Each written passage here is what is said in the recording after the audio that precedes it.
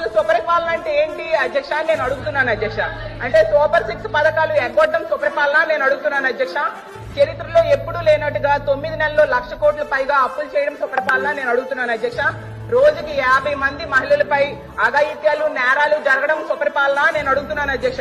అలాగే bell shops ద్వారా మద్యం ఏరులై పారడం సుపరిపాలన నేను అడుగుతున్నాను అధ్యక్ష. అలాగే మెగా డిఎస్సీ పై తొలి సంతకం పెట్టి 9 నెలలైనా కూడా అది పూర్తి చేయకపోవడం సుపరిపాలన నేను అడుగుతున్నాను అధ్యక్ష. అలాగే ఉద్యోగులకు డిఏ పిఆర్సీ ఐఆర్ ఇవ్వకపోవడం సుపరిపాలన నేను అడుగుతున్నాను అధ్యక్ష. రైతులకు గిట్టుబాటు ధర ఇవ్వకపోవడం సుపరిపాలన నేను అడుగుతున్నాను అధ్యక్ష. 83 లక్షల మంది విద్యార్థులకు అమ్మఒడి, అలాగే వీళ్ళు చెప్పిన తల్లికి వందనం ఎగనామం పెట్టడం సుపరిపాలన నేను అడుగుతున్నాను అధ్యక్ష. ఈ రాష్ట్ర ప్రజలకు రైతులు 53 లక్షల మంది ఉన్నారు అధ్యక్ష. వాళ్ళకి రైతు భరోసా ఎగ్గొట్టడం సుపరిపాలన నేను అడుగుతున్నాను అధ్యక్ష. ఈ రాష్ట్ర ప్రజలపై 15,000 కోట్ల విద్యుత్ భారం వేశారు అధ్యక్ష. అది సుపరిపాలన నేను అడుగుతున్నాను అధ్యక్ష.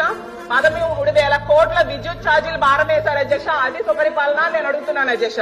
అలాగే 60% నిత్యావసర సరుకులు ధరలు పెరిగాయి అధ్యక్ష ఈ 9 నెలల్లో. దాన్ని సుపరిపాలన అంటారా అని నేను అడుగుతున్నాను అధ్యక్ష.